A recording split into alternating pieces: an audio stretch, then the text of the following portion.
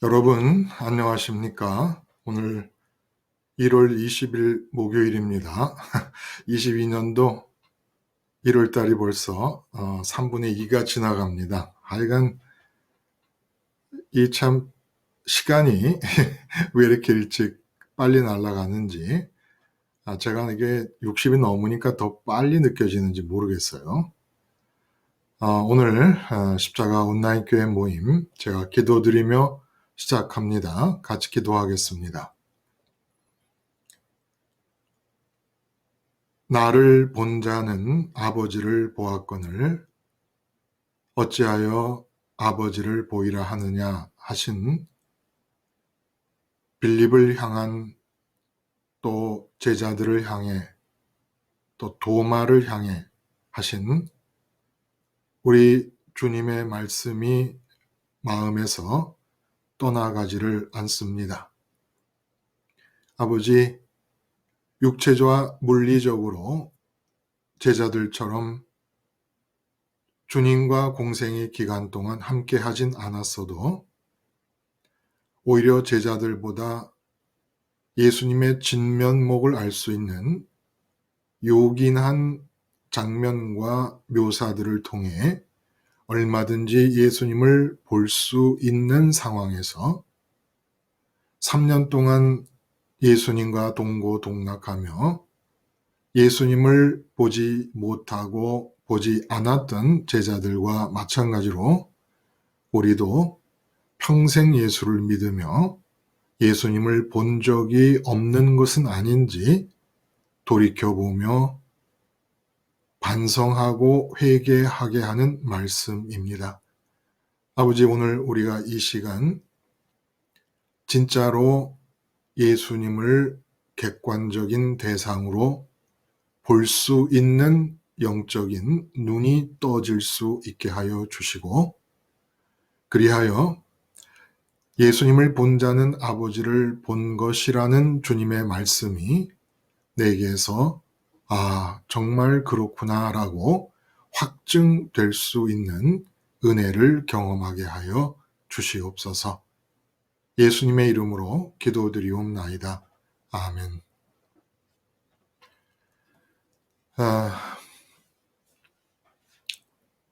오늘 우리가 함께 나눌 말씀, 사실은 주일날 아침에 방송으로 함께 나누었던 말씀에 포함되는 본문이었고, 또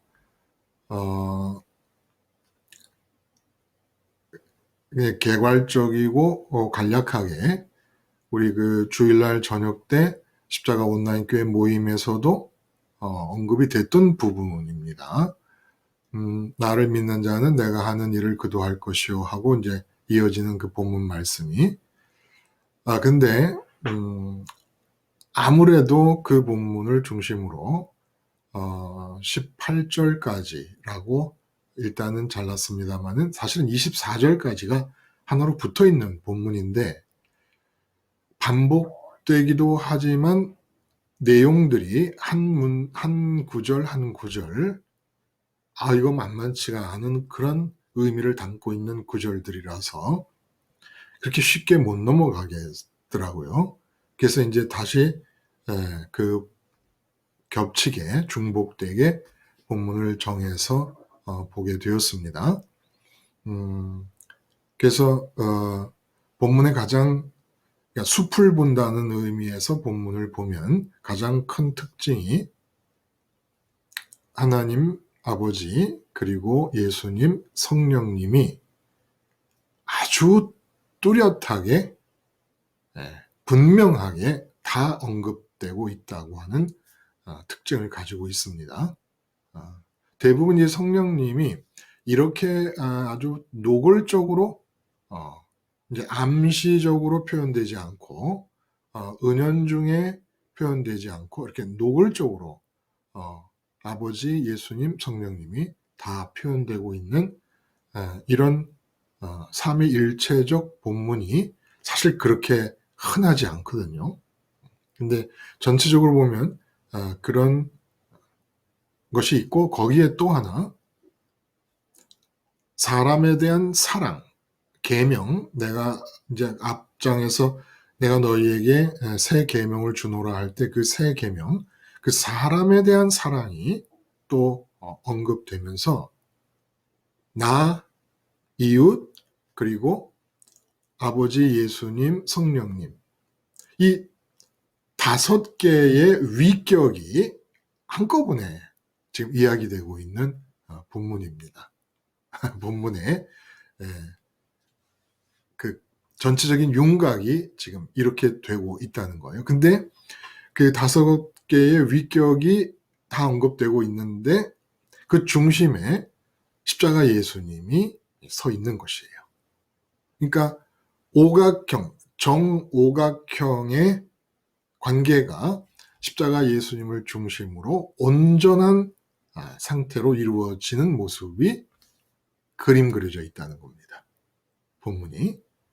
자, 이런 개괄적인 윤곽을 담고 있는 오늘 우리가 함께 나눌 이 본문, 하늘에서 땅에서 예수님과 같아지기라고 하는 이 제목의 말씀을 들으셨는데 여러분 어떻게 들으셨을까요? 혹시 뭐 전체적으로 아니면 부분적으로라도 기억나는 부분이 있으면 말씀을 하실 분이 계실까? 네, 목사님 안녕하세요. 장기영님 말씀하세요. 네네. 네. 이 방송 이제 시작하기 전까지는 네네.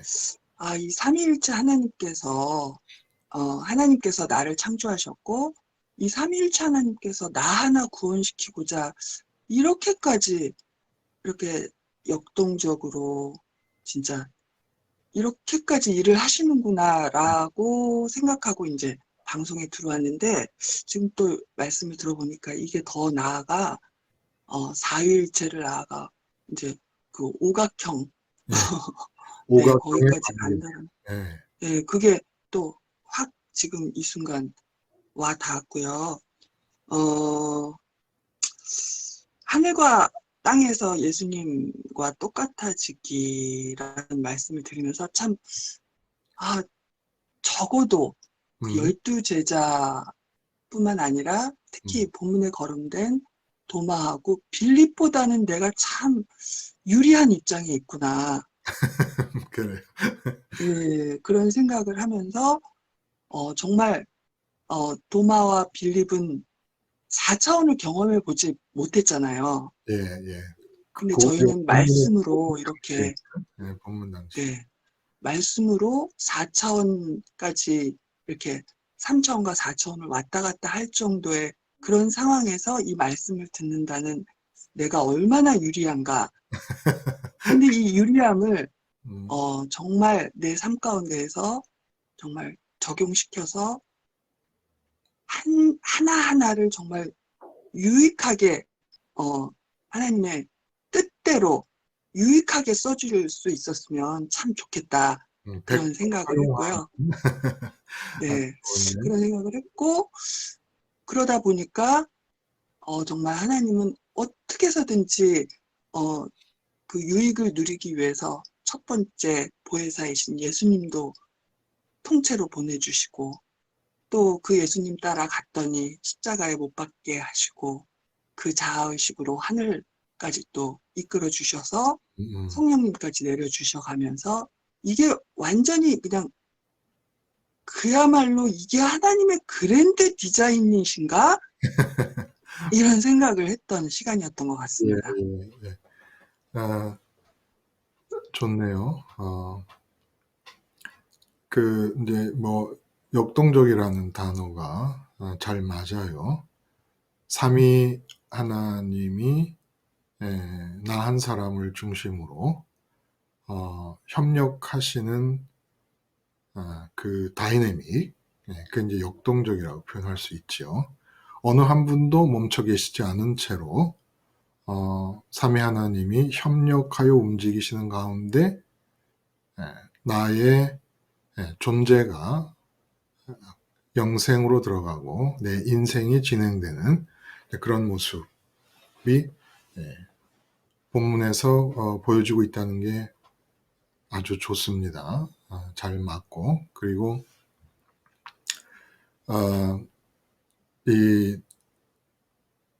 그렇게 허락하시는 은혜가 정말 낭비되지 않고 버려지지 않을 수만 있으면 이게 뭐 다 된 거죠. 그렇죠? 더 이상 내가 따로 뭘 할 필요가 없죠. 다 이루어지는 것이고, 그래서 오늘 뭐 우리가 얘기하고자 하는 바도 사실은 이제 그런 거예요. 늘 말씀드리지만 그 십자가 생활화 하나밖에는 우리 보고 하라고 하시는 것이 없습니다. 근데 십자가 생활화를 하는 삶이라는 게 어떤 것인가라는 것을 우리가 이런 나눔의 시간들이나 방송이나 이런 걸 통해서 끊임없이 알아가지 않으면 소용이 없어요. 뭐 우리 그런 얘기 다 알잖아요. 아프리카에서 다이아몬드가 나는데 이 유럽 사람들이 아프리카를 점령하며 그 다이아몬드를 발견하기 전까지는 아프리카 동네 애들이 뭐 구슬치기 할 때 쓰던 것이 다이아몬드다. 그러니까 다이아몬드라는 것이 갖는 가치를 알면 다이아몬드가 되는데 그 가치를 모르면 그냥 동네 아이들이 갖고 노는 돌멩이로 머물러 있게 되는 겁니다. 그런 것과 마찬가지로 십자가 생활화를 하는 삶이 어떤 것인가 라는 그 속속들이 들어있는 내용과 가치를 알면 십자가 생활화가 얼마나 기가 막힌 것인가를 내가 느끼게 되는데, 십자가 생활화를 하는 삶의 내용이 아프리카 동네 아이들이 갖고 노는 돌멩이 수준으로 머물러 있을 수가 있다는 거예요. 자꾸 십자가에서 죽자 하는 걸 기계적으로 율법적으로 무슨 주문 외듯이 그렇게 생각을 하기만 하면 다이아몬드의 가치가 드러나질 않고 동네 아이들이 갖고 노는 돌멩이 수준으로 머물러 있게 될 수밖에 없다는 겁니다. 그래서 이렇게 끊임없이 사도 바울도 강론을 자꾸 한다 그러잖아요. 강론, 복음을 전할 뿐만 아니라 강론을 한다 그러고, 또 그 강론이 하나님 나라의 강론이다 이런 얘기를 하셨고, 예수님도 제자들과 함께 있는 동안에 계속해서 가르치셨잖아요. 이 사복음서 전체를 보면은 그게 결국 우리 보고 하라는 것은 십자가 생활화 하나이지만 그 십자가 생활화를 하는 삶의 가치와 그 삶의 내용이 어떤 것인가를 아는 만큼 십자가 생활화가 가져다 주는 은혜를 우리가 누리는 겁니다. 그래서 장교님 그 소망대로 삼위 하나님이 역동적으로 나 한 사람을 위해서 일으키신 은혜의 역사 속에 담겨있는 그 건더기들, 그걸 진짜 내가 다 내 거로 먹고 누리려면 뭐 십자가 생활화가 철저히 되어야 되고, 또 십자가 생활화의 삶이라는 것이 어떤 가치가 있는 것이고 어떤 내용을 담고 있는 것인가를 끊임없이 알아가는 거예요.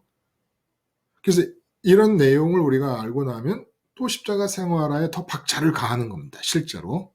실제로. 이제 만나서 우리 십자가 생활화를 하는 성도님들과 대화를 하다 보면 제가 어떤 느낌을 받게 되느냐 하면, 십자가 생활화의 신앙생활을 말씀을 듣는 시간으로 국한하는 경향들이 있는 분들이 있는 것 같아요.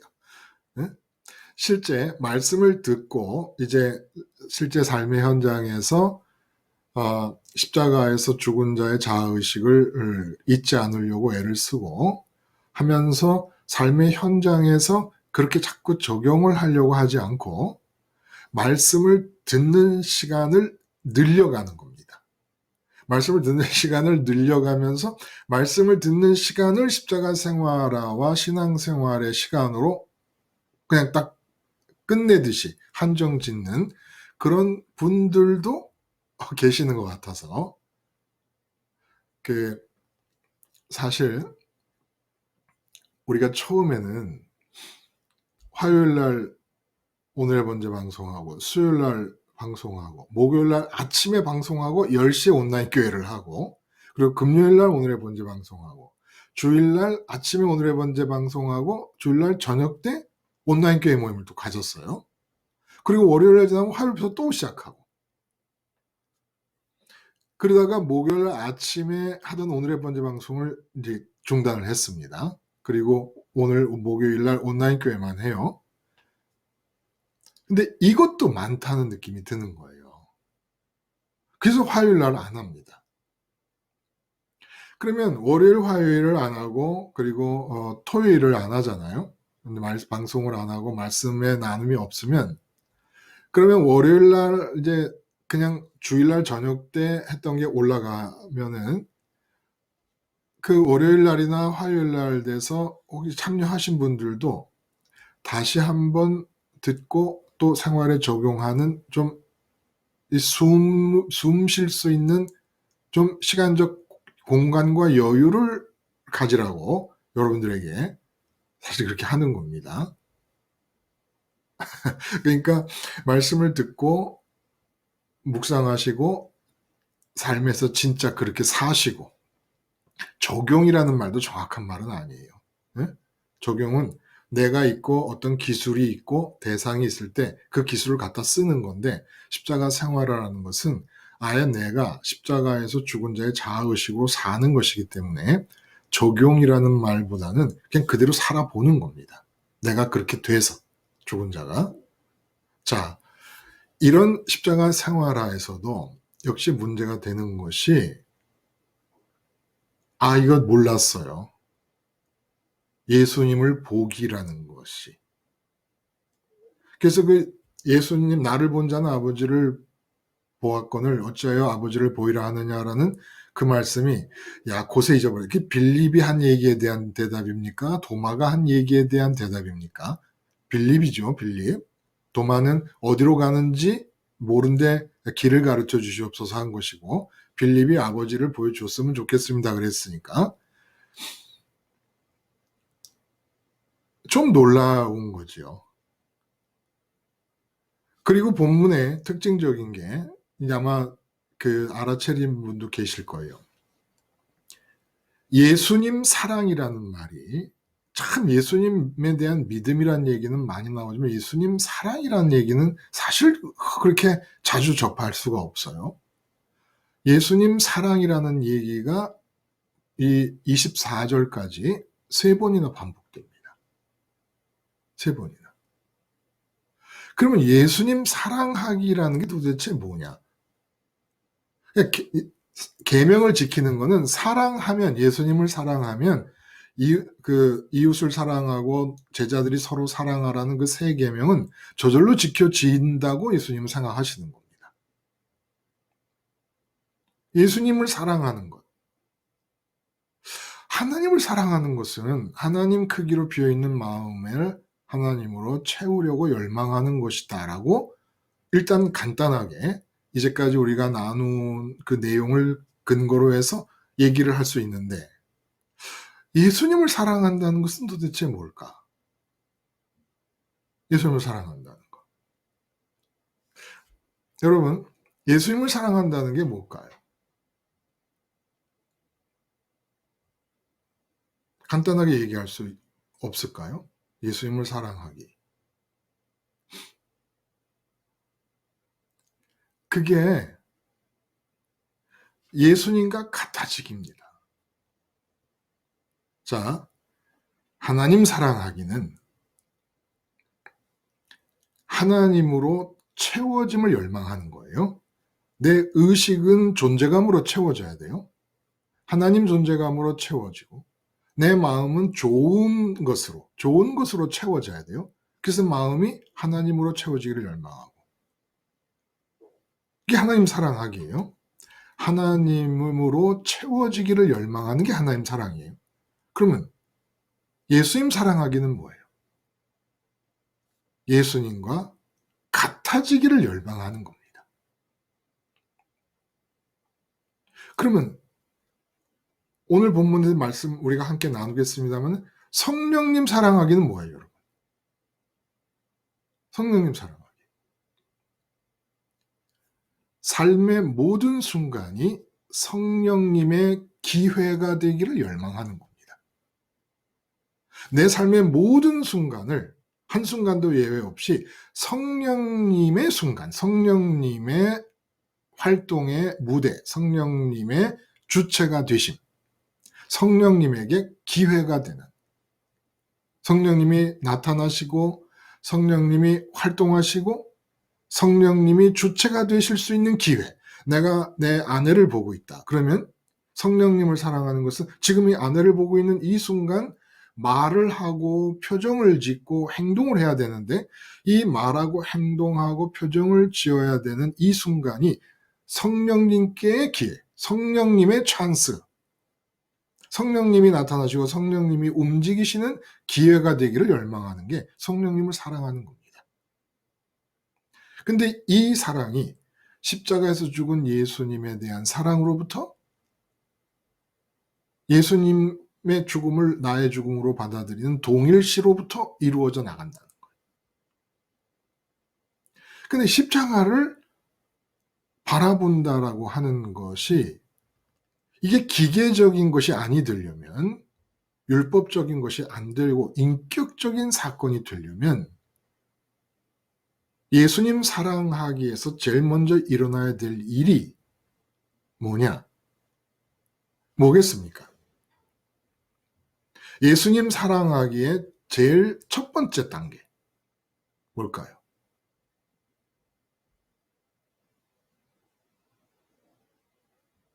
예수님을 보기입니다. 예수님을 대상으로 보는 거예요. 그러니까 남녀 간의 사랑도 첫눈에 반했다. 그럼 상대방이 보이는 거잖아요.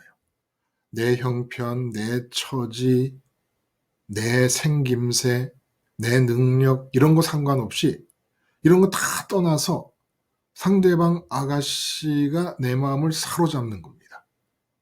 그게 이제 사랑이 시작되는 거잖아요. 그렇죠? 마찬가지로 예수님이 내 마음을 사로잡는 예수님의 매력이 보여야 되는 거예요. 예수님이 대상으로 보여야 되는 겁니다. 근데 지난 시간에도 우리가 그 십자가 온라인 교회에서도 말씀을 나눴지만은 예수님을 보는 일이 공생애 동안에 3년을 예수님을 육체의 눈으로 보고 있으며 동고동락해도 못했던 거예요.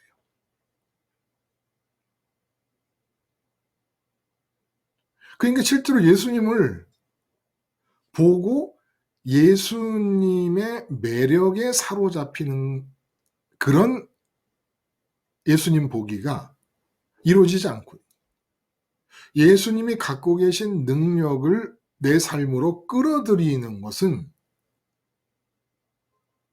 예수님으로부터 그냥 능력을 공급받는 거지 예수님이 누군가를 보는 게 아니에요. 우리가 예를 들어 어떤 중소기업이 중국으로부터 원자재를 수입해 들어온다. 그럼 그 수입하는 그 수출하는 중국 쪽 사장님이나 직원들 이런 거 알 필요 전혀 없죠. 그냥 계약에 따라서 원자재만 수입하면 되는 거지요. 원자재가 잘 착오 없이 도착하면 되는 겁니다. 그런 식이 돼버린다는 거예요. 그래서 실제로 3년 동안 예수님과 동고동락을 했어도 예수님을 본 사람이 별로 없어요. 그래서 요한복음 3장 16절에서 그리고 16절 그 앞에 15절 그리고 뒤에 이어져 나오는 말씀을 이렇게 앞뒤로 읽어보면 모세가 광야에서 구리뱀을 든 것 같이 인자도 들려야 하리니 인자를 믿는 자 나를 믿는 자는 구원을 얻는다 영생을 얻는다라는 말씀에서 결국 믿음은 복이라는 말씀을 우리가 그동안 계속했어요.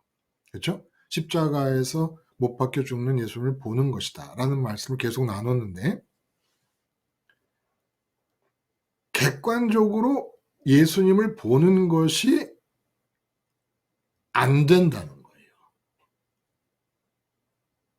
모세가 구리뱀장 떼를 들었습니다. 언젠가도 계속 몇 번 반복해서 말씀을 우리가 한 거지만, 아니 불뱀에 물려서 독이 온몸에 퍼지고 있어 이제 머지않아 죽게 생겼는데 구리뱀을 보라 그러는데 안 볼 사람이 어디 있겠는가 싶은 생각이 들잖아요. 구리뱀, 장대에 매달린 구리뱀만 보면 다 그 불뱀의 독에서 낫는다는데, 구원을 얻게 된다는데 그걸 왜 안 보나 싶은 생각이 든단 말이에요. 근데 그 사건의 내용을 우리에게로 적용시키면, 예를 들어 내가 지금 돈 문제 때문에 의식과 마음이 사로잡혀 있다. 그러면 그 돈 문제라고 하는 것 때문에 내 인격 안에 독이 퍼지고 있는 거예요. 그리고 독이라는 건 죽음으로 이끌어가는 거 아닙니까? 근데 그 돈 문제가 의식과 마음을 사로잡게 되면 하나님 있음에 대한 의식이 죽어버리고 하나님 좋음에 대한 의식이 죽어버리니까 독이 퍼져서 하나님이 보실 때 그냥 죽는 그 사망의 길로 들어가는 거란 말입니다. 이때 돈 문제에 사로잡힌 의식과 돈 문제에 사로잡힌 마음으로 예수님을 객관적으로 본다는 것이 쉽지 않더라는 거예요. 내 의식과 내 마음이 돈 문제나 건강 문제나 가족 문제나 등등의 삶의 문제로 담겨져 있고 붙잡혀져 있으면 거기서 고개를 들고 십자가 예수님을 바라본다는 게, 그리고 예수님을 복이라는 게, 예수님 이름 암만 불러도 예수님 안 보는 거예요. 예수님의 그 예수님이라는 중국 원자재 수출하는 사장님으로부터 지금 돈 문제나 가족 문제를 해결할 수 있는 원자재를 수입해서 이 문제가 극복된 상황을 보고 있지, 예수님을 보면서 예수님의 이름을 부른 적이 없다. 그래서 나를 사랑하면 내 계명을 지키리라. 그 나를 사랑하면이라는 얘기가 유독 14장에 많이 나옵니다. 예수님께서 나를 사랑하면 나를 사랑하면. 근데 사랑이라는 게 객관적으로 대상으로 파악이 돼야 되는데, 예수님을 통해서 보는 것은 지금보다 향상된 나의 모습만 보고 있는 겁니다. 예수님의 능력이 가미돼서 지금과는 다르게 훌륭하게 변한 나의 모습만을 보고 있으니까 예수님을 본 적이 없는 거예요, 실제로. 그러니까 하나님도 못 보는 겁니다. 하나님도.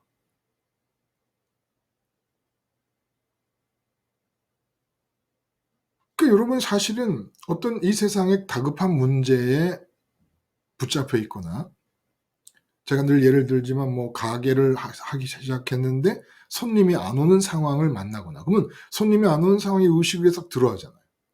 일단 그게 들어온 상태에서는 예수님이 안 보이는 겁니다. 그러면 예수님을 보는 건 보면 어떤 모습일까, 예수님은? 나는 지금 장사가 안 되고 손님이 안 온다는 상황이 내 의식에 들어와 있어서 내 마음도 허전합니다. 채울 거리가 없어졌습니다. 손님이 많이 와서 수익이 나야 마음도 채워질 거라고 믿고 있었으니까 마음도 허전하고 의식도 손님이 안 오는 상황으로 채워져 있어요. 근데 이때 불뱀의 독이 몸 안에, 지금 내 인격 안에 퍼지고 있는 거거든요. 사망으로 이끌어 가니까. 이때 고개를 들고 객관적으로 예수님을 보는 거예요. 예수님이 육체적으로 당면하신 상황은 어떤 사람이 세상에서 당면하시는 상황, 당면하게 되는 상황보다 더 좋았던 적이 없다고 저는 생각합니다. 성경에서 묘사되고 있는 것으로는. 무리둘 것도 없이 사신 예수님보다 더 열악한 상황이 주어지고 있는 사람은 없다고 보는 거예요. 근데 그런 상황 속에서 예수님을 객관적으로 관찰하면 예수님의 의식은 100% 하나님의 존재감으로만 차 있습니다. 바리새인들 앞에서 위협을 받을 때도, 대제사장 앞에 있을 때도, 빌라도 앞에서 재판을 받을 때도, 군중들에 휩싸여 사람들에 의해서 칭송을 받을 때도 그 사람들의 칭송이 의식의 존재감으로 차지해 본 적이 없고, 대제사장들이 쌍심지를 켜고 달려들 때 대제사장이 그 마음에 그 의식에 채워져 본 적이 없고, 언제나 의식에는 누가 있다라고 느끼는 것은 하나님만의 존재감으로 100%가 차 있었고, 그 마음에는 하나님만의 좋으심으로 가득 차 있었다는 겁니다. 100%. 근데 나는 지금 돈 문제로 의식이 차 있고 가족 문제로 의식이 차 있습니다. 이 차이를 봅니다. 이 차이를 보면서 예수님 사랑이 시작이 되는 거예요. 예수님은 언제 어디서나 그 의식에 하나님의 존재감이 100% 차지 않으셨을 때가 없고, 그 마음에 하나님의 좋음이 하나님만으로 만족하고 하나님만으로 기뻐하심이 100% 이루어지지 않고 있을 때가 없었다는 겁니다. 육체로 만나는 상황은 언제나 지금 현재 내가 만나는 상황보다 좋은 상황이 아니었던 상황에서 그 예수님을 객관적으로 봐요. 그러면 그 예수님을 객관적으로 보면서 내가 지금 느끼는 게 뭡니까? 나하고는 의식에서도 마음에서도 어떤 존재감을 느끼는 의식의 작용에서도 또 체험을 열망하고 있는 마음의 작용에서도 너무 현저하게 다르구나. 이 차이를 발견하게 돼요. 예수님을 사랑한다는 게 뭡니까? 예수님을 객관적으로 보면서 나와의 차이를 발견하는 겁니다. 그래서 그 차이를 발견하고 나면 그 다음에 어떻게 합니까? 그 차이를 없애는 것이 예수님을 사랑하는 거예요. 예수님을 좋아하고 예수님을 사랑합니까? 그러면 예수님과 나 사이에 차이가 없어져야 돼요. 사랑이 뭡니까? 모든 차이가 망각되는 거잖아요. 그렇죠? 망각되는데 죽었다 깨나도 망각될 수 없는 차이가 예수님과 나 사이에는 있다는 거예요. 예수님은 아무리 나를 사랑하셔도 절대로 하나님 아버지를 당신의 의식 속에 100% 존재감으로 모시고 있고, 당신의 마음속에 100% 유일한 좋음으로 아버지를 모시고 있음을 포기하지 않으십니다. 그러므로 예수님을 사랑하려면 내가 싫든 좋든 아버지를 싫어하든 좋아하든 예수님을 사랑하려면 아버지를 100% 끼어안고 있는 예수님을 사랑할 수밖에 없다는 거예요.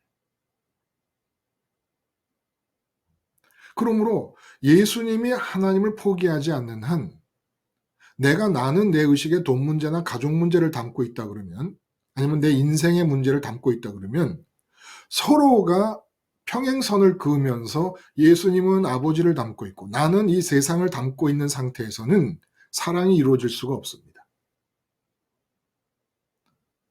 근데 예수님은 절대적으로 아버지를 담고 계시는 상태를 포기하지 않으십니다. 그럼 이제 남는 건 뭡니까?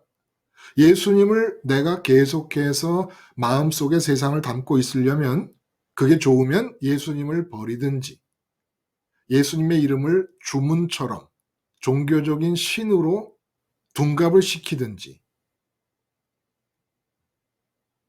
둘 중에 하나 해야만 되는 거예요. 그러지 않고 예수님을 사랑하고 예수님을 믿으려면 예수님은 절대로 하나님을 의식과 마음에 담고 계신 상태를 포기하지 않으시니까 내가 세상을 담고 있는 상태를 포기하는 수밖에 없는 거예요.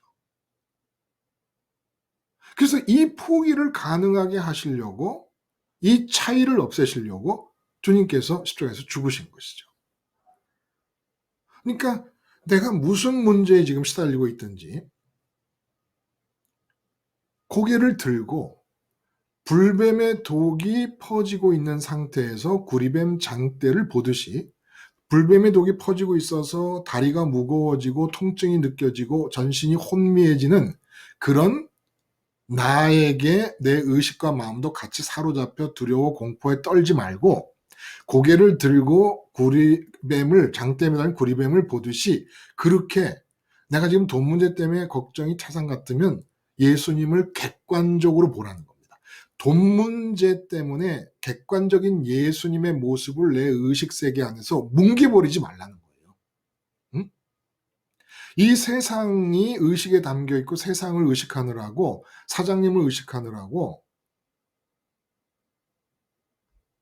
예수님을 객관적으로 바라봐야 하는 상태, 객관적인 예수님의 모습을 뭉개버리지 말라는 겁니다. 그리고 예수님의 객관적인 모습은 뭉개서 없애버리고 성경에서 소개되고 있었던 장면 중에 능력이라는 단어와 연관지어서 예수님 구해주세요, 예수님 살려주세요 라고만 한다 그러면 결국 그 사람이 보는 것은 이 문제가 극복된 상황을 바라보고 있는 겁니다. 예수님 보는 것도 아니고 믿는 것도 아니고 사랑도 아닌 거지요. 예수님 믿음은 마음을 들임인데 그것은 사랑의 형태로 나타날 수밖에 없다는 거예요. 사랑은 뭐냐? 객관적으로 예수님을 보고 나와의 차이를 극복하고 마치 이런 거예요. 한 아가씨가 좋은데 나는 이것저것 다른 관심사에 의해서 시간을 보내다가 대학을 못 들어갔는데 이 아가씨는 대학원을 졸업했네. 근데 아가씨네 집에서 절대로 고졸 학력 갖고는 나 사위 안 삼는다. 그 아버지가 만약 그랬다고 쳐요. 비슷해지기 위해서 공부해서 대학 들어가는 겁니다. 그런 것과 마찬가지로 예수님과 차이가 나는데 사랑이라는 게 차이가 없어져야 되거든요. 근데 예수님은 그 차이를 없애실 수가 없는 분이에요. 천상 세상을 담고 있는 내가 없애야 돼. 어떻게 없애? 내가 공부해서 대학 들어가는 거 너무 어려우니까 예수님께서 십자가에서 죽으시면서 너람 나람 같아질 수 있는 포인트를 만들자. 내가 십자가에서 죽을 테니까 너도 죽어라. 네가 돈 문제 담고 건강 문제 담고 가족 문제 담고 있는 상태에서 하나님을 담고 있는 상태로 변한다는 것은 우주가 없어지는 게 더 쉬운 일이지 네가 그렇게 변한다는 게 아예 불가능하니까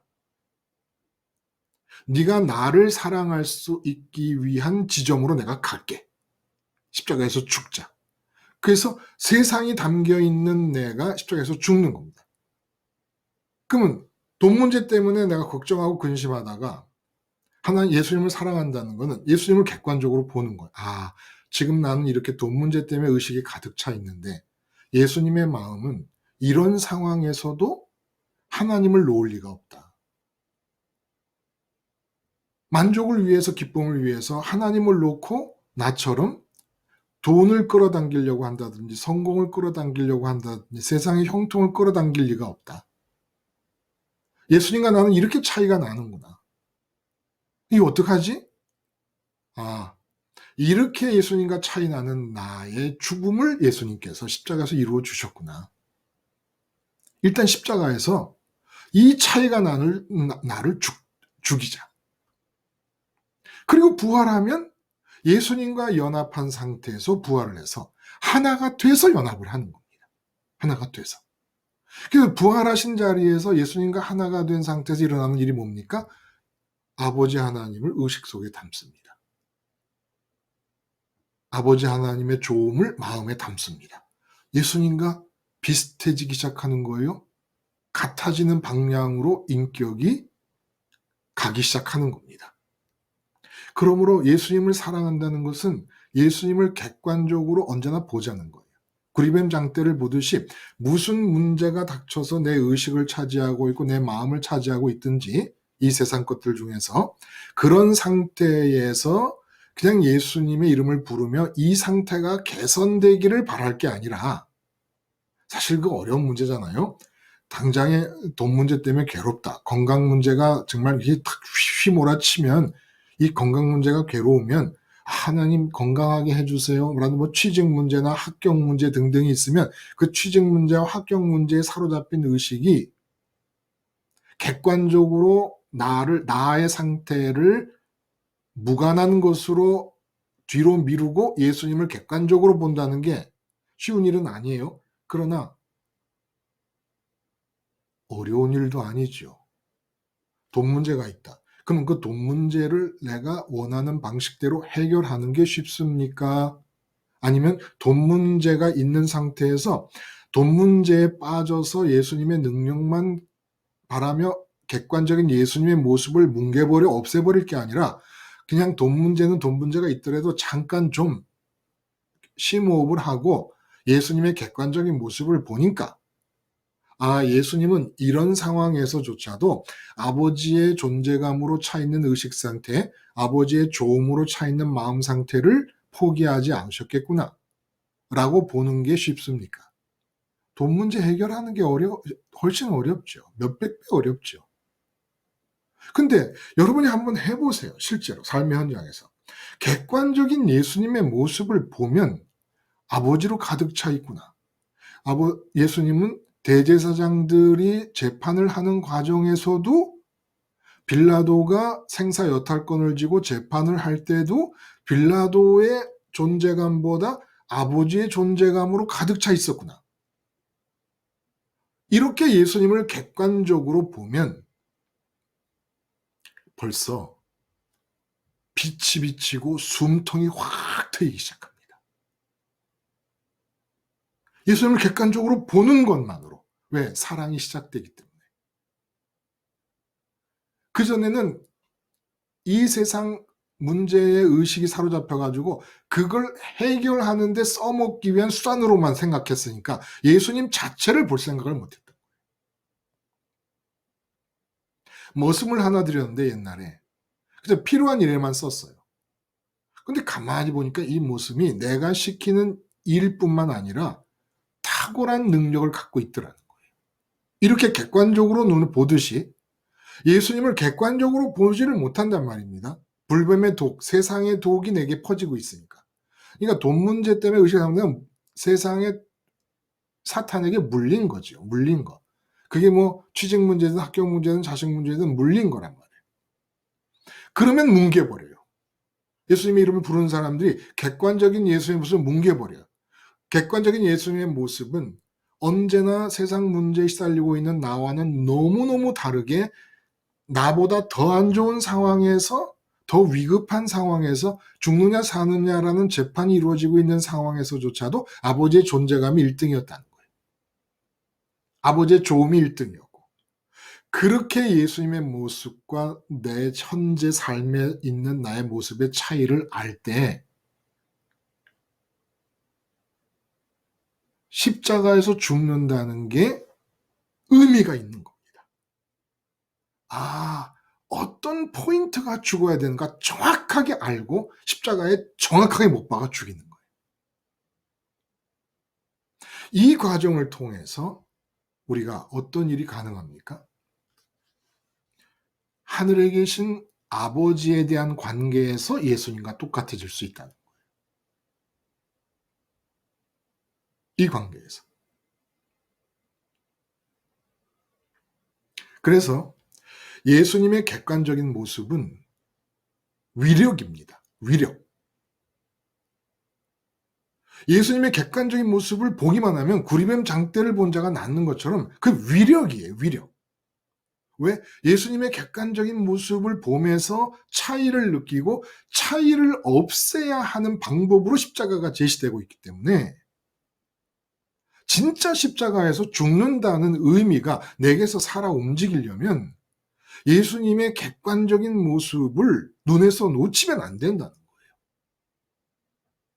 위력으로 작용합니다. 그렇지 않으면 객관적인 모습을 놓쳐버리면 예수님과 같아져야 된다라고 하는 생각이 없이 예수님을 객관적인 모습을 놓쳐버린 상태에서 십자가를 붙잡는 것은 그냥 너무너무 미약하거나 무의미한 실효성이 없는 제스처에 불과할 수밖에 없다는 거예요. 우선 문제가 닥쳐 괴로우면 십자가를 붙잡습니다. 예수님을 먼저 보라는 거예요. 그래야 분명해지니까, 확실해지니까. 죽음이 어떻게 보면 저절로 이루어질 수 있어요. 예수님을 객관적으로 보게 되면 십자가로까지 이끌려지는 게 자동으로 이끌려질 수도 있다. 위력이에요, 위력. 예수님의 객관적 모습은. 그리고 인류 중에 이렇게 항상 쉬지 않고 범사에 아버지의 존재감으로 아버지의 조음으로 100% 차있던 인간은 인류 역사상 한 명도 없었습니다. 그러므로 예수님의 객관적 모습 그 자체가 위력인 거예요. 폭탄 같은 거예요. 폭탄 같은 거. 그러니까 제자들이 3년을 동고동락했는데도 예수님을 못 본 겁니다. 못 본 거예요. 그렇게 예수님을 보잖아요. 예수님 안에 천지 창조하신 주권자이신 하나님 아버지가 100% 들어있다라는 모습을 보면서 아버지가 저절로 보여요. 저절로.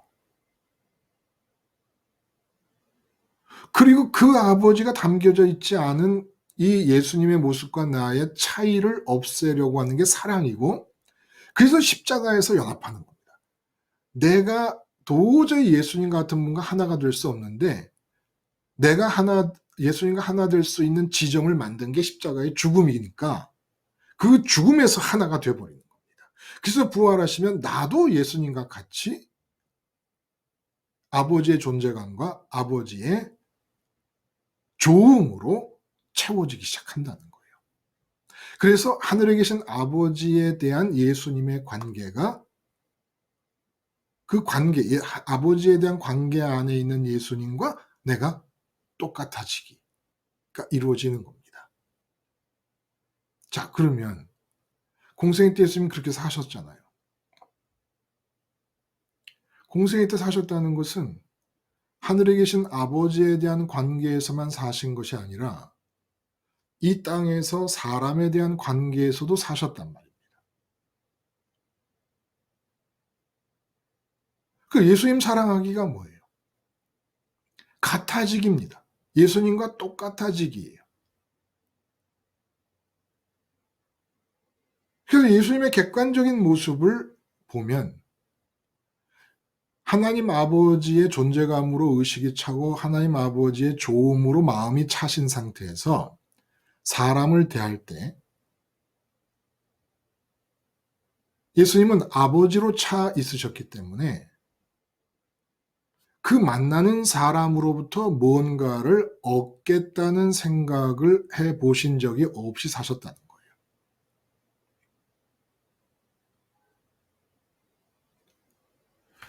이 모습이 사람에 대한 관계에서 예수님과 같아지기 위하여 우리가 관찰해야 되는 예수님의 객관적 모습이라는 겁니다. 나는 누구를 만나든지 사람으로부터 좀 내 외로움도 달래고 하다못해 좀 유익이라도 보고 그 사람과 함께함으로써 무료함을 극복하는 친구라든지 이렇게 함께함으로 어떤 식으로든지 사람으로부터 좀 도움을 받지 않으면 안 되겠다 그러면 예수님과 같아지기를 포기하는 거라는 겁니다. 사랑하기를 포기하는 거라는 거예요. 그냥 내가 할 수 있느냐 없느냐는 두 번째 치고 그냥 예수님을 객관적으로 보자는 거예요. 지금 제가 드리는 말씀은 내가 할 수 있느냐 없느냐 이건 두 번째 치라는 거예요. 근데 공생애 때 예수님이 첫 번째 보혜사로 이 땅에 오신 이유는 당신을 보여주시기 위한 거였대요. 당신을 보여주시기 위해서. 근데 두 번째 보혜사 성령님은 이제 세상은 모르잖아요. 첫 번째 보혜사이신 공생의 예수님은 세상도 다 알았어요. 그분을 다 볼 수 있었습니다. 근데 두 번째 보혜사인 성령님은 못 보잖아요. 아무도. 세상을.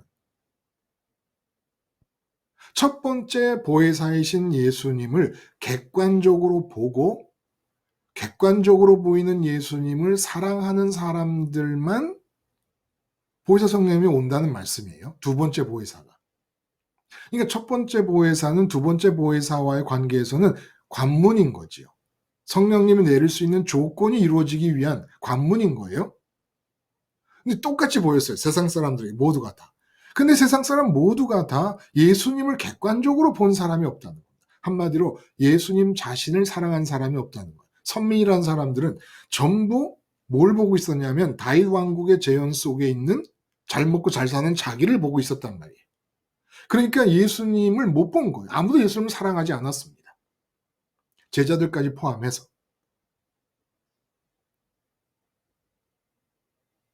그래서 예수님 사랑하기를 정리하고 이 세상에서 예수님과 같아지기를 본격적으로 시작하자면은 예수님 사랑하기는 뭡니까? 먼저 예수님 객관적으로 보기예요. 예수님 보기. 예수님과 나의 차이를 알기. 그리고 똑같아지기 위해 그 차이를 없애기. 이 차이를 없애는 것에서 십자가가 필요하게 되는 겁니다. 그러니까 이 예수님 사랑하기의 과정이 없으면 십자가는 기계적인 적용이 될 수밖에 없다는 거예요.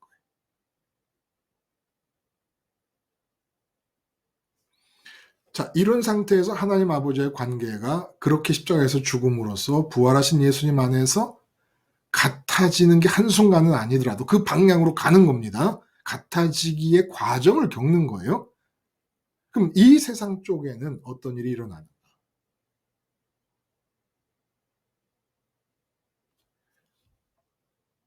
예수님이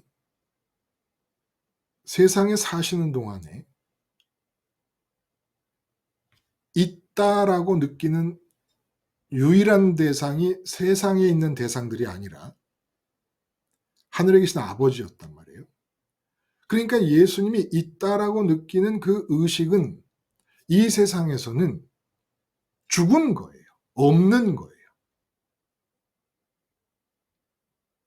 그러니까 제자들을 만날 때든지 제자들을 만나도 아버지가 있다라는 의식이 100%로 다 몰입되어 계시니까 제자들이 있다라고 하는 의식을 가질 수가 없습니다. 막달라 마리아나 베다니 마리아나 어머니 마리아나 마리아들, 예수님의 추종자들이라고 할 수 있는 이 마리아들을 만날 때도 아버지의 존재감이 한 90% 정도 낮춰지고 10%로 마리아들을 있다고 느끼셨느냐? 아니라는 겁니다. 반대로 제자들이나 마리아들이 아니고 대적하는 바리새인들 앞에 섰을 때 그러면 하나님 아버지에 대해서 그 의식이 한 80%로 줄고 20% 정도는 바리새인의 대적함을 느끼면서 거기에 맞서서 나를 지켜나가기 위해서 반응하신 것입니까? 아니라는 겁니다. 그러시지 않았다는 거예요. 그러니까 조음도 있음을 느끼는 의식도 아버지 하나님께 100%다 사용되었기 때문에 이 세상에서는 사람을 만나든 문제를 만나든 더 이상 써먹을래야 먹을 수 있는 의식이 없고 마음이 없는 거예요. 그러니까 마음과 뜻과 힘을 다해 사랑하라는 말씀대로 아버지께 다 몰입되어 계신 상태라는 겁니다. 한마디로 예수님 죽은 거예요. 세상에 대해서. 우리가 생명이라는 얘기를 하면서 죽음의 얘기를 어떻게 했습니까? 결국 사람이 살아있다는 것은 나 외에 다른 대상을 의식하는 거잖아요. 그리고 뭔가를 내 외부에 있는 것을 내 안으로 끌어들이려고 욕구하는 것이 살아있다는 증거거든요. 그게 살아있는 것이고 생명이 있는 겁니다. 근데 예수님은 하나님 아버지에 대해서 의식이 살아있고 마음이 살아있느라고 세상 입장에서 보면 죽은 자인 겁니다. 반대로 제자들은 그리고 모든 주변의 선민들이라는 이스라엘 사람들은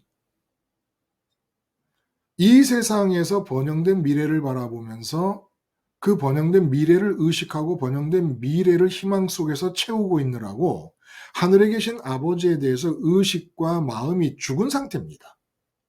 그러니까 살아있고 죽은 상태가 서로 엇갈려 있었던 거예요. 이렇게 엇갈린 상태에서 일이 벌어지는 거예요. 어떤 일이 벌어집니까? 마리아들을 만날 때, 제자들을 만날 때, 대제사장이나 바리새인들을 만날 때 사랑으로 대하시고 바리새인들은 저주를 퍼부으시고 무서운 모습으로 징계를 나타나시고 대제사장들 앞에서 창녀보다도 하늘나라를 더 못 들어갈 것들이라고 목숨을 건 듯한 비난을 하십니다. 근데 엄청나게 강하게 대제사장과 바리새인들에 대해 이 있음을 의식하는 것 같잖아요. 근데 아니란 말이에요. 한순간도 아버지의 있음, 아버지의 존재감을 놓친 적이 없으신 분입니다. 그리고 대제사장과 바리새인들이 이렇게 하면 좋고 저렇게 하면 나쁘고 이런 필요가 없는 분입니다. 그렇게 마리아, 제자, 제사장들, 바리새인들을 향하여 죽어있는 예수님 안으로 성령님이 오신 거예요. 그래서 그 성령님이 예수님이 몸으로 만나는 대상들을 상대하기 시작합니다. 예수여, 당신의 의식과 마음은 아버지께 계속 다 드리고 계시오. 내가 육체로 만나는 사람들과 대상들에 대해서 알아서 하겠소. 아버지의 뜻이, 아버지의 마음이, 아버지의 의식과 아버지의 계획이 복사된 영이신 성령께서 마리아를 만났을 때 죽어 계신 예수님 안으로 들어와서 예수님을 움직이신 겁니다.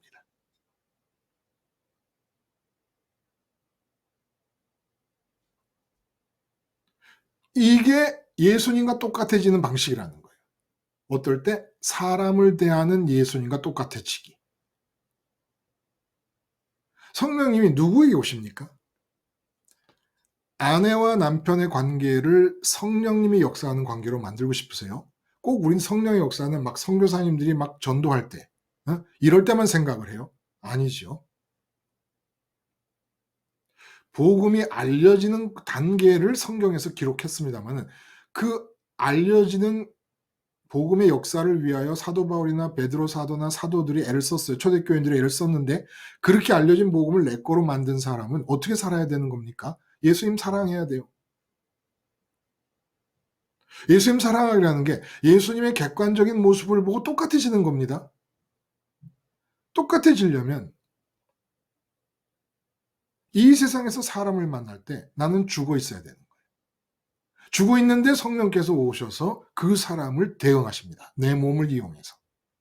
내 생각과 감정과 의지를 이용해서. 똑같아지는 거죠. 예수님과. 그래서 이렇게 예수님과 똑같아지면 나타나는 일이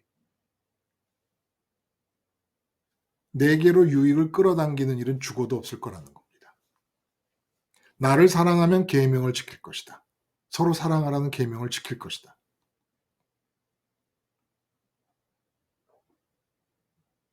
그래서 사람 앞에 계신 예수님과 똑같아지는 겁니다. 제가 그 얘기 자체가 너무 정확하게 생명 현상을 우리에게 알려주는 예가 된다고 느껴져서 반복했잖아요. 그렇죠? 죽음을 준비할 시간이 없이 엄마가 죽었을 때 그 죽은 엄마, 갑자기 죽은 엄마의 시신을 부둥켜 안고 울고불고 하는 딸의 모습. 근데 정말 시체를 부둥켜 안는다는 말로 비유가 되듯이 하나님은 나의 전 존재를 부둥켜 안고 계시고 세포 하나까지 주관하고 계시는데도 시신을 부둥켜 안고 울고 있는 딸을 어머니가 의식하지 못하는 것처럼 그렇게 우리가 하나님을 의식하지 못했다라는 얘기를 해요. 이게 죽음인 겁니다. 근데 예수님은 반대로 하나님만을 의식했던 것이죠. 예수님은 거꾸로 이 세상의 돈 문제, 이 세상의 가족 문제, 이 세상의 정치 문제, 이 세상의 나라 문제, 이 세상의 모든 문제가 예수님을 육체로 있는 예수님을 뒤흔들었어도 이 세상에 대해서 그 어머니의 죽음처럼 그렇게 죽은 겁니다. 세상에 대해서. 그러니까 이때는 딸이 이 세상이 되는 거예요. 비유를 거꾸로 엇갈린 상태가 되니까 비유를 거꾸로 적용하면 이 딸이 세상의 돈 문제예요. 그럼 돈 문제가 나를 뒤흔듭니다. 일어나, 일어나. 돈 문제인 나를 좀 의식을 좀 해줘. 응? 가족 문제인 나를 좀 의식을 해줘. 라고 흔드는 거예요. 근데 예수님은 죽어 계신 거예요.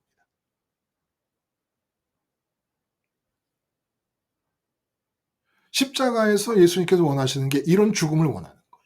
진짜 죽은 거예요. 시신을 붙들고 흔들어대는 딸을 의식하지 못하는 그 어머니의 죽음의 상태와 같이 세상에 대해서 이제까지 하나님에 대해서 그렇게 죽었으니까 하나님이 너희의 머리카락까지 세시고 너희의 세포까지 주관하시고 숨쉬는 것까지 허락하시고 밥 먹고 입고 사는 모든 걸 주장하고 계심에도 불구하고 하나님에 대해 의식과 마음이 죽어 있었던 것처럼 예수님은 거꾸로 이 세상의 온갖 문제들과 온갖 사람들이 앞에서 예수님을 흔들어 깨우는데도 그 의식 안에 그들의 존재감이 담겨지지 않는 죽은 상태였다는 겁니다. 이 죽은 상태에서 하나님이 몸을 죽이지 않고 계세요. 왜? 성령을 보내셔서 그 몸으로 이 세상을 상대하게 하시려 하는 계획이 있으시기 때문에. 성령의 역사가 밥 먹으며 대화하는 가운데 없으리라는 법이 없습니다. 꼭 죽은 사람이 일어나는 것이 성령의 역사만이 아닌 거예요. 예수님을 사랑하면 객관적으로 예수님 보기를 하고 예수님 객관적인 모습과 나의 차이를 보며 내가 예수님과 같아지기 위해서는 예수님께서 허락하신 십자가의 자리에서 일단 죽어야 되겠구나. 해서 하늘에 계신 아버지와 예수님, 아버지 앞에서 예수님과 똑같아지면 이 세상에 대해서는 죽은 자가 되는 겁니다. 죽은 자가 될 수밖에 없어요. 그래서 이제까지 십자가 생활하는 이 죽음의 포인트를 맞췄는데 성령님께서 임하시는 단계까지도 확실하게 진척이 되지 않은 채 죽음의 포인트를 맞췄는데 주로 나를 보면서 십자가의 죽음의 포인트를 맞추는 거예요. 아내가 지금 괴로워하는구나. 내 마음에 평강이 있어야 되는데 괴로움이 있다. 내가 기뻐야 하는데 왜 기쁘지 않을까? 그러니까 내 마음의 평강과 내 마음의 기쁨의 상태와 내가 만족하는 기뻐하고 평강 속에 있고 만족하는 나를 보는다는 거예요. 나를. 그 나를 기준으로 보고 십자가에서 죽었단 말이에요. 어? 아, 목사님 말씀 들어보면은 스테반 집사님의 예를 봐도 그렇지. 돌에 맞아 죽어도 평강이 안 깨진다는데, 응? 이런 세상의 문제 속에서 내가 평강하지 못하다면 이게 말이 안 된다. 내 지금, 복음을 받아들인 사람으로서 자존심이 상한다. 그래서 내가 이런 상황 속에서도 평강한 모습을 보며 그 모습을 향해서 십자가에서 죽은 겁니다. 그러니까 안 죽어지는 건가 봐요. 십자가에서 죽는 이유가 정확하지가 않았던 겁니다. 예수님을 사랑하라는 이 단어가 말해주는 바가 엄청난 거라는 거예요.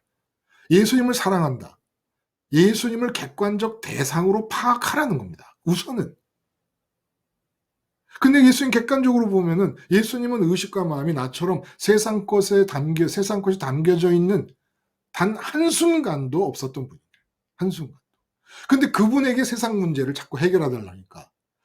의식도 100% 하나님 아버지, 마음도 100% 하나님 아버지만 담고 있는 분에게 예수님 돈 문제, 건강 문제 그러고 있으니까 예수님 뻘쭘해지시는 거예요. 큰형이 내 유산을 다 갖고 갔습니다. 재산 좀 공평하게 좀 나눠주십시오. 이 사람아, 누가 나를 너의 재판장으로 세웠느냐? 어? 마음의 탐심을 물리쳐라.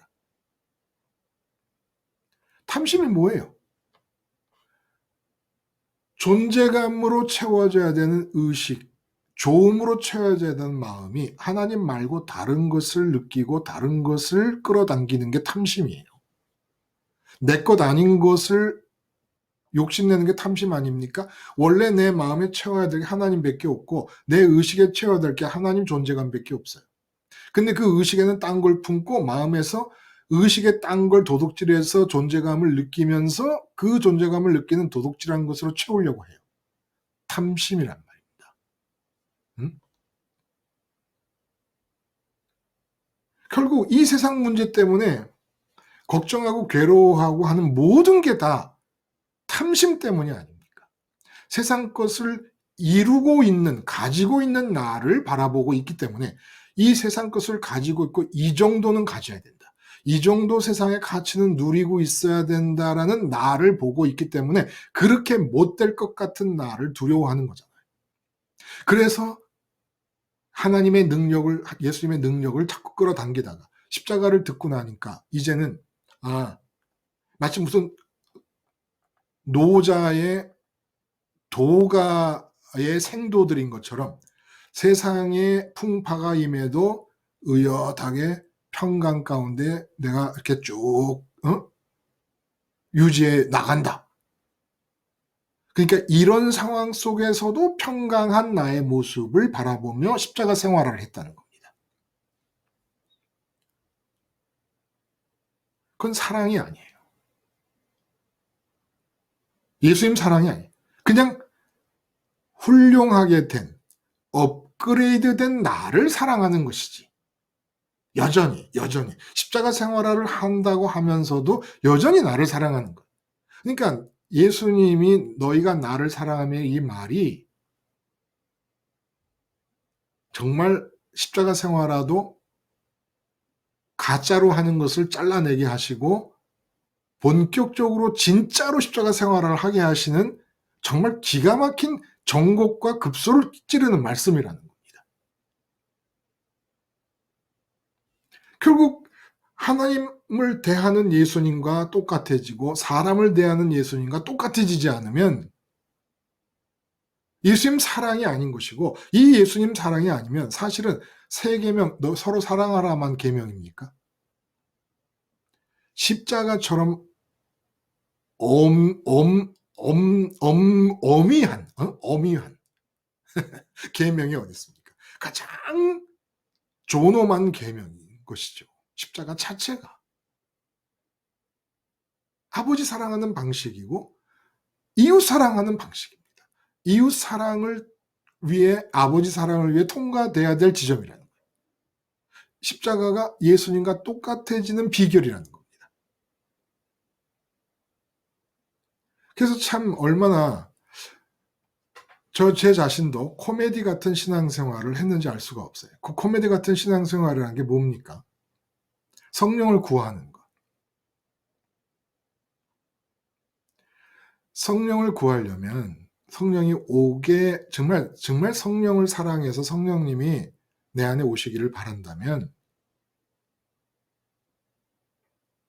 이 세상에 대한 철저한 죽음입니다.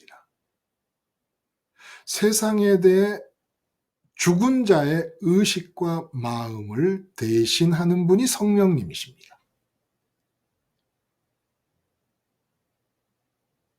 그래서 성령님이 임하시면서 사람을 대하며 육체로 세상을 사람과 일을 대하며 세상에서 살아갈 때에 예수님과 똑같아지는 거죠. 그래서 성령은 어떤 문제를 보며 이런 문제를 해결하기 위해 성령의 능력을 필요로 하며 구해갖고는 절대로 임하지 않아요. 만약에 어떤 문제의식, 이 세상의 문제의식에 가득히 사로잡혀 있고 이 세상이 해결되면 할렐루야 감사합니다 좋아할 수 있도록 세상 문제의 희망으로 가득 차 있는 상태에서 성령님을 구하고 문제 해결을 구했는데 문제가 해결이 됐다. 그건 100% 악령입니다. 성령이 아니에요. 그건 악령의 역사예요. 성령님은 예수님과 똑같아져서 하늘에 계신 아버지를 100% 존재감으로 의식에 담고 100% 좋음으로 마음에 담는 바람에 이 세상을 살아야 될 사람으로서 의식과 마음이 죽어버렸을 때 그 전에 하나님에 대해 의식과 마음이 죽은 상태에서 잘도 살았던 것처럼 마찬가지로 거꾸로 하나님에 대해서만 세상에 대해서는 죽고 하나님에 대해서만 잘도 사는 사람이 되었을 때 네? 그때 세상에 대해 죽은 의식과 내 마음 대신에 오시는 분이 성령님이라는 거예요. 우리 여러분 이거 꼭 기억합시다. 정말 하나님에 대해 의식과 마음이 죽은 상태에서 하나님의 존재감 느끼지 못하고 하나님 좋음을 열망하고 느끼지 못한 상태에서 이 세상을 정말 열심히 잘도 살았어요. 그렇죠? 그걸 거꾸로 하라는데 못할 거 없죠. 세상에 대해서 의식이 죽고 아내 남편에 대해서 자녀에 대해서 부모에 대해서 이 세상에 대해서 내 의식과 마음이 죽고 하나님에 대해서만 내 의식과 마음이 잘도 살 때 그래서 세상에 대해서 의식과 마음이 없어. 하나님 쪽으로 쏠리느라고. 의식이라는 게 그렇잖아요. 부장님을 의식하고 회의를 진행하다가 사장님이 문을 불쑥 열고 딱 들어와서 말씀하기 시작하면 부장님 의식한 사람 없잖아요. 사장님 의식하게 되잖아요. 의식이라는 게 그런 거예요. 하나님 의식하고 있으면 세상 의식 못하는 거고 세상 의식하고 있으면 하나님 의식 못하는 겁니다. 근데 하나님이 살려두셨어요. 하나님 의식하느라고 세상에 대해 죽은 사람을 살려두셨습니다. 하나님께 찬스인 겁니다. 당신의 계획, 당신의 뜻을 온전히 이루실 수 있는 찬스인 거예요.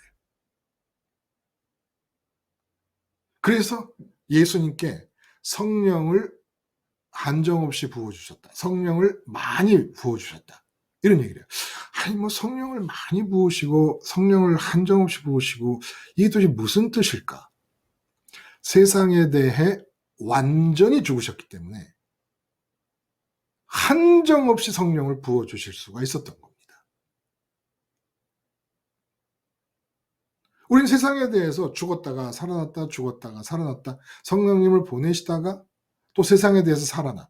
그러면 세상에 내 마음과 의식을 대체할 뿐인데 내 의식이 살아나고 내 마음이 살아나. 성령을 못 보냈다.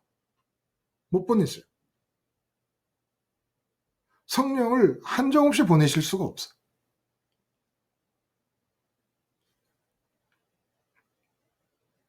성령 죽은 자가 받는 겁니다.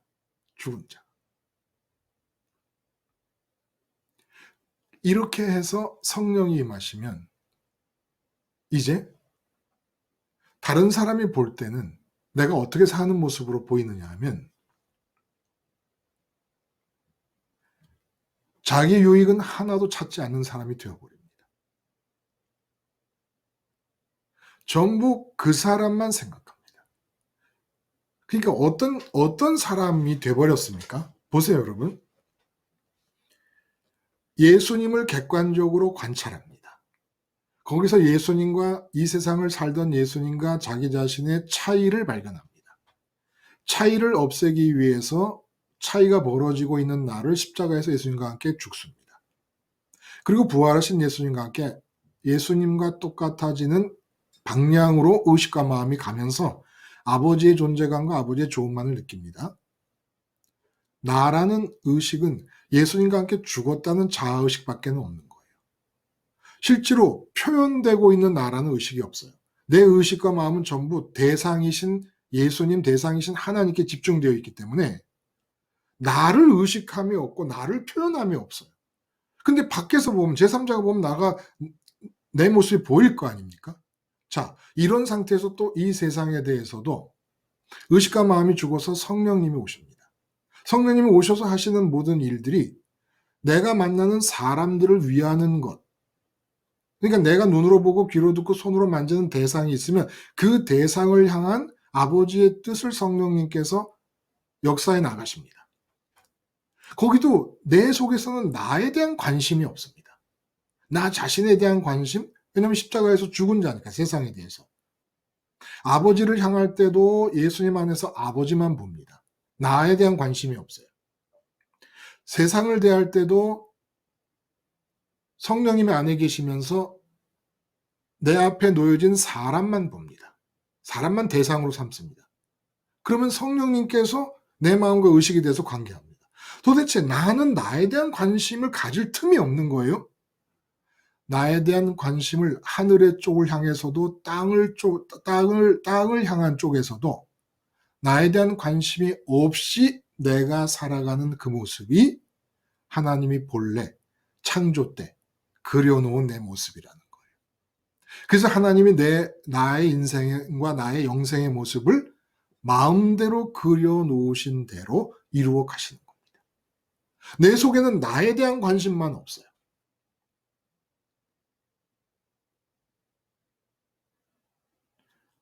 하늘 쪽으로는 예수님 안에서 아버지에 대한 관심, 땅 쪽으로는 성령님이 오셔서 내가 만나는 사람에 대한 관심만 보이십니다.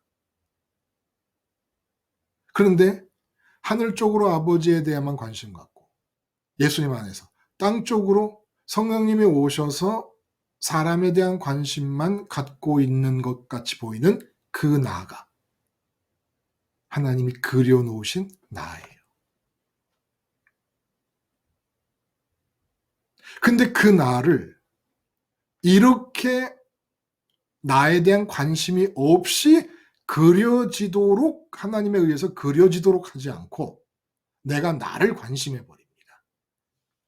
다 뒤죽박죽이 되는 거. 다.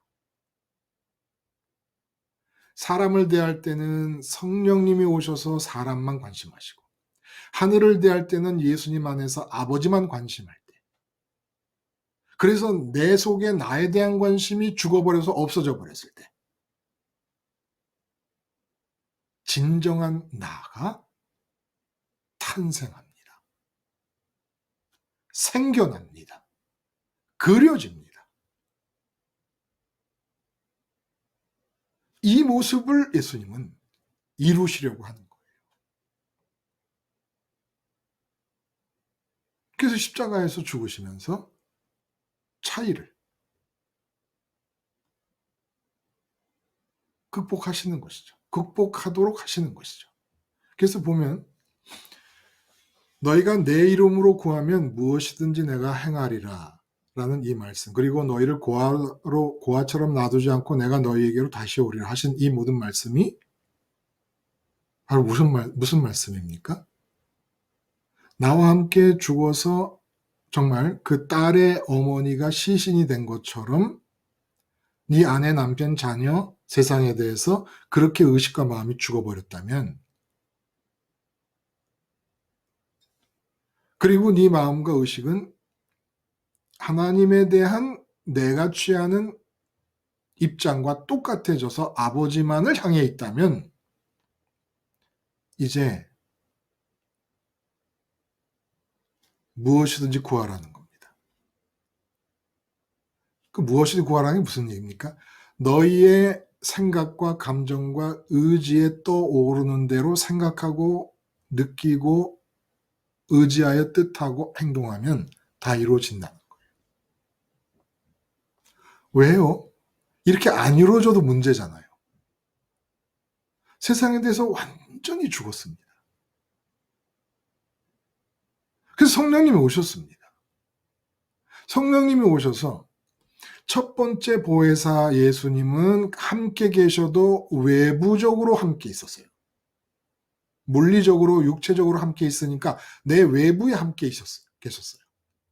외부에 함께 계셨던 것은 보라고. 세상 모든 사람에게 공평한 기회를 주시고 보라고.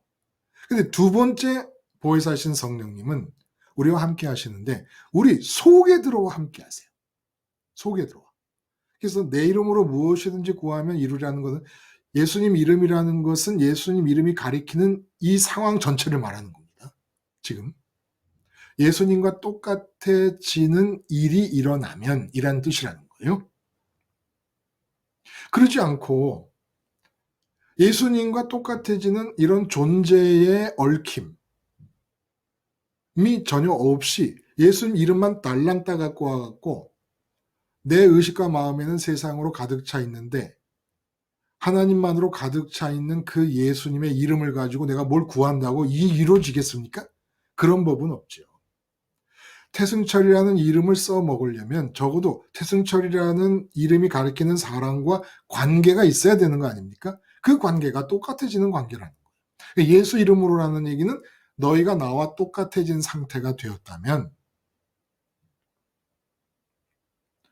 구하는 것은 여러분 산다는 게 뭐예요? 산다는 게. 삶 자체는 구하는 겁니다. 안 이루어졌던 걸 이루는 것이고 없는 걸 있게 하는 것이고 여기서 저기로 가는 것입니다. 그리고 삶 자체는 구하는 거예요. 그 자체가 뭐 특별히 어떤 소원, 어떤 하나에 한정된 내 바램을 얘기하라는 뜻이 아니고 삶 자체가 구합니다. 구함. 근데 이렇게 성령님이 오시게 되면 두 번째 보혜사는 우리 안에 거하시면서 우리 생각과 우리 감정과 의지 속으로 직접 침투해 들어가십니다. 그래서 우리 생각과 감정이 움직이는 거예요. 내 의식과 마음은 하나님의 존재감으로 차 있어요. 내 마음도 하나님의 좋음으로만 차 있고 하나님의 좋음에 대한 희망으로만 차 있어요. 소망으로만. 그런 상황에서 성령님이 오셔서 이 세상에 대해 죽은 내 의식과 마음을 대신하면 내 생각과 감정과 의지 속으로 성령님이 침투하셔서 생각이 형성되면 그 생각은 그냥 다 이루어진다는 거예요.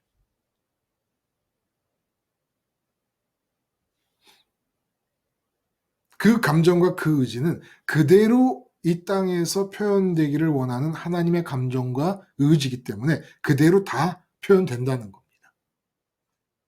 예수 이름으로 무엇이든지 구한다. 예수님과 똑같아진 상태에서 산다. 라는 예수님과 똑같아진 하늘에서 하나님에 대한 관계에서 예수님과 똑같아지고 이 세상에 대한 관계, 사람에 대한 관계, 사물과 대상에 대한 관계에서 예수님과 똑같아지면 이제 생각과 감정과 의지가 움직이는 대로 살면 다 이루어질 것이다 라는 뜻이라는 거예요. 예수 이름으로 구하면 무엇이든지 이루어진다는 게. 그래서 이 일이 여러분 또 너무 이렇게 비현실적이 아니냐. 사실 우리가 의식과 마음에 하나님을 100% 담지 않고 사는 게 현실로 느껴지는 비현실이거든요. 그건 현실이 되면 안 돼요. 진짜 현실이 뭡니까? 아버지가 살아 계신 게 사실이고 내 의식이 아버지의 존재감을 100% 느끼면 그게 현실인 거예요. 그렇게 아버지의 살아계신 아버지의 있음에 대해 예수님과 똑같이 반응해서 아버지가 현실이 되면 이 세상은 성령님께서 일거수일투족을 주장하시고 행동하시고 말하시는 것이 그게 진짜 현실이라는 거예요. 그래서 이제부터 우리가 할 게 뭡니까? 예수님 사랑하기. 예수님 사랑하기는 단계가 있어요. 객관적으로 예수님을 보기. 나 자신과 예수님과의 차이를 알기. 이 차이를 없애기 위해 십자가에서 죽기. 이렇게 예수님에 대한 사랑의 단계가 거쳐지지 않으면 어떤 일이 일어납니까? 결국은 십자가 생활화도 지금보다 나아진 나, 평강을 누리는 나, 기쁨을 누리는 나, 만족한 나를 향하여 십자가에서 죽겠다는 것이 되어버립니다. 그럼 안 죽어지고 죽었다 하더라도 그건 최면입니다.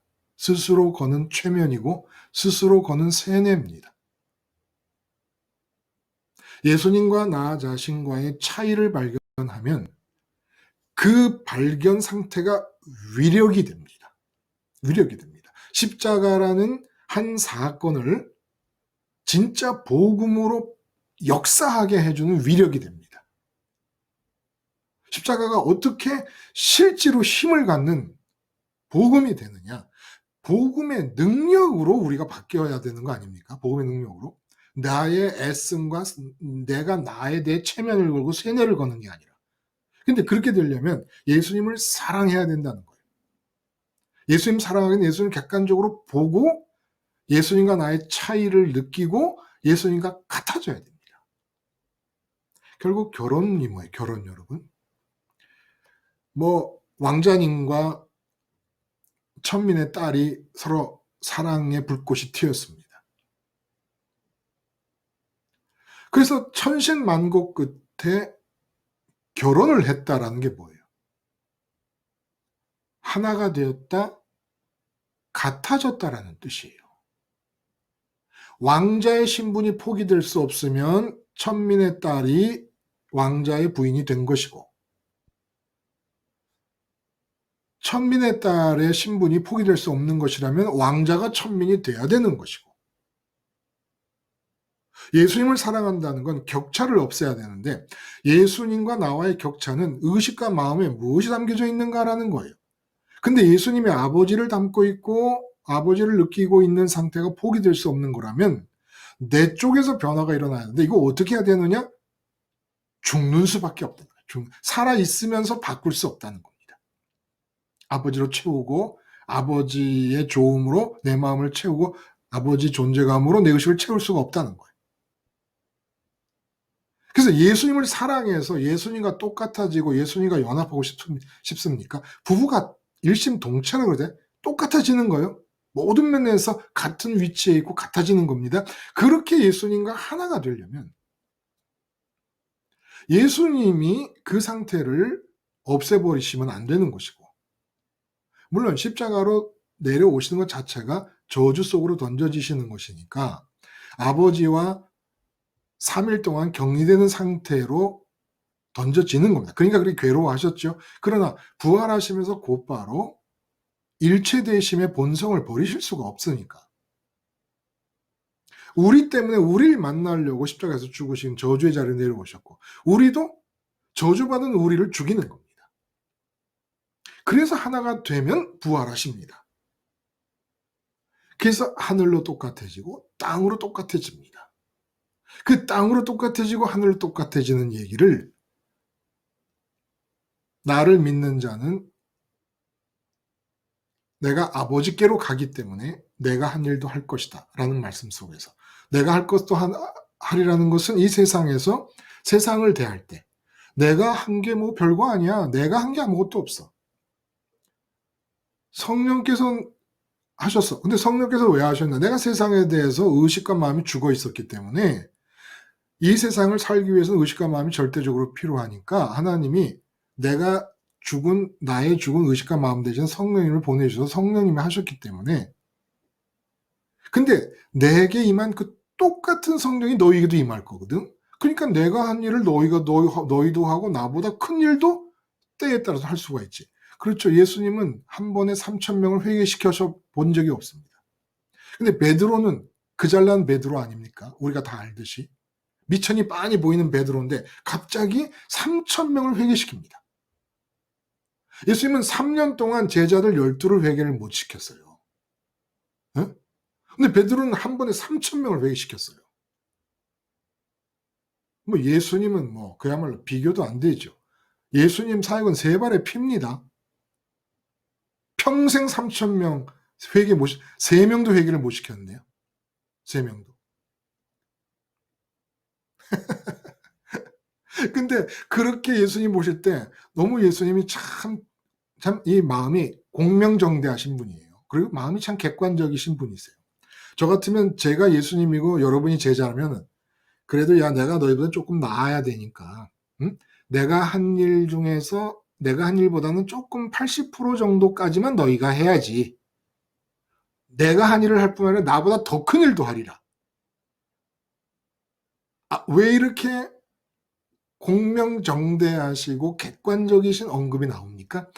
당신에게 임했던 성령님과 우리에게 당신 때문에 임하게 될 성령님이 똑같은 성령님이니까. 똑같은 성령님이니까. 자, 이제 분명해졌습니다. 어떻게 예수님의 객관적인 모습을 늘 바라보며 나의 모습을 비교하고 차이를 발견할 것인가, 진단해낼 것인가. 그 차이로 십자가를 붙잡고 하늘로 예수님과 똑같고 땅으로 예수님과 똑같고 땅으로 예수님과 똑같다는 건 의식과 마음이 완전히 죽어버린 겁니다. 네?